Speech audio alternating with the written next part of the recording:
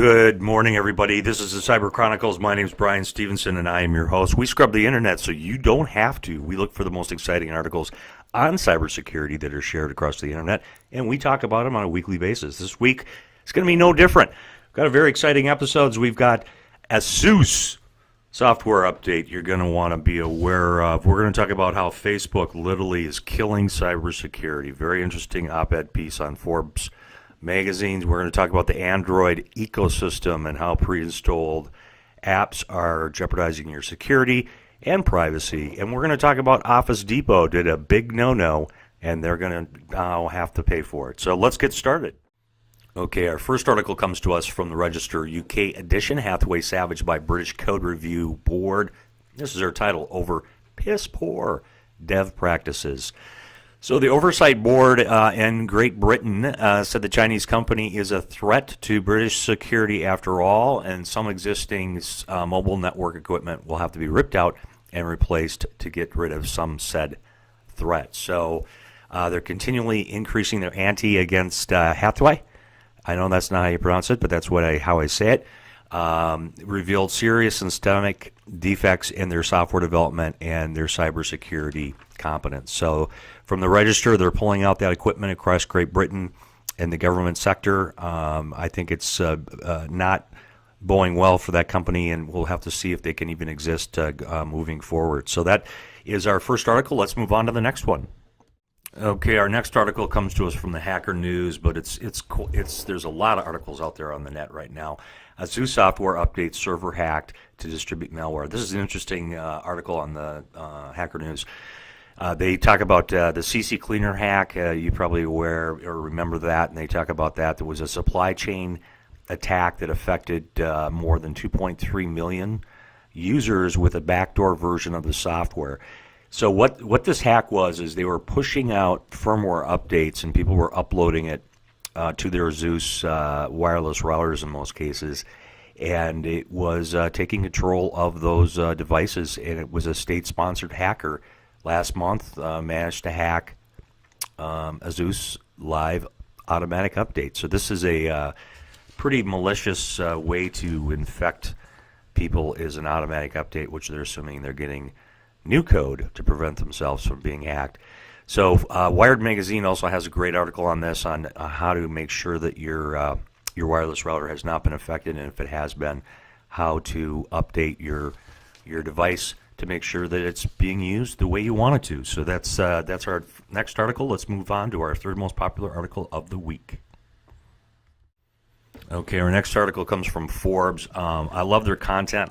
I got to be honest, I hate their website. It's like whack-a-mole at the mall, trying to, take down all those things. And I understand they have to make money because no one makes any money in journalism anymore. This is interesting opinion piece. Facebook succeeded in killing cybersecurity like it did privacy. And I'm just going to read some of the comments here. Notable successes over the past year and a half completely upended how we see privacy, teaching the entire planet that privacy is an outdated concept with no relevance in our modern age. Pretty firm statement there. Today, a quarter of the Earth's population is at hands the most intimate details over in a real time to a private company that commercializes it. More importantly, 2 billion users no longer care if the company shares their data with a myriad of companies all over the world to misuse or use when they see fit. And then Facebook acknowledged that the latest security breach, this time affecting over a quarter of its users, stretching back over half its company's existence, reminded us that people just simply don't care about cybersecurity. They have had hack after hack after hack, and it doesn't seem to affect their users. The amount of users are going up, doesn't affect their revenue. Revenue is going up. People are not abandoning Facebook like people talk about. If they are, it's sure not shown in the numbers. And interesting perspective from Forbes magazine saying people just simply don't care anymore. You can be hacked, your information can be stolen, your privacy can be compromised, and for some reason consumers and us as a public don't care, and we don't take our dollars elsewhere. We continue to reward those companies. So interesting article, pick it up, Forbes magazine. We'll have the link down below. Okay, our next article is from ZDNet. Android ecosystem as a pre-installed apps is a privacy and security mess. You could pretty much insert any ecosystem here and say it's a privacy and security mess. Academics studied over 82,501 apps. They had to get that one extra app in there, pre-installed to Android smartphones sold by 214 vendors, concluded that vendors or users are woefully, I don't could use the word much, unaware on the huge security and privacy related threats that now come with pre-installed applications. In some cases, these pre-installed applications you can't even get rid of. You got to love our privacy and security where we're at today. Again, the article before that, no one really seems to care. Android ecosystems article on ZDNet.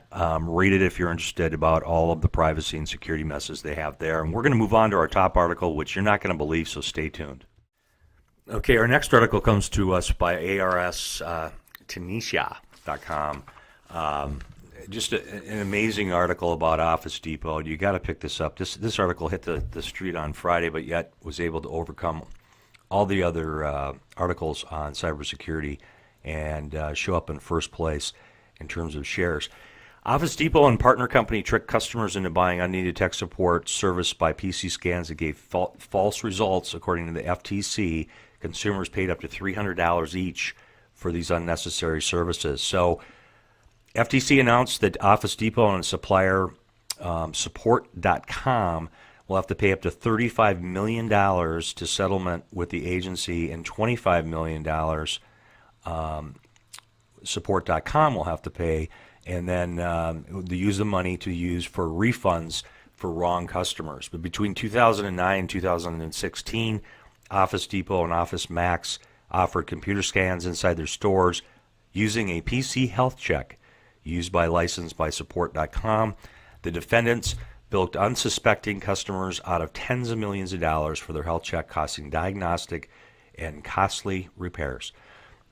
This is just amazing that this would happen, that a company that size, Office Depot and Office Max, is it here, would take themselves to a point where they're desperate enough for revenue that they're charging for a PC health scan, and they're identifying malware that doesn't exist on the computer, and then charging people, mostly unlikely people, so your mother, your grandparents, people that are not sophisticated in technology, and charging them $300, which you could buy a computer today with that. So anyway, that was our top article. Read it. I'm disgusted, and that was our top article of the week. As always, thank you for listening to the Cyber Chronicles. We really appreciate it. If you've not done so, hit the subscribe button, either on a podcast or a video cast. We're all over the internet now. We're like a virus. We will not stop until we have every user listening to us. And like we said, thank you for listening. We appreciate it, and as always, take care and stay safe.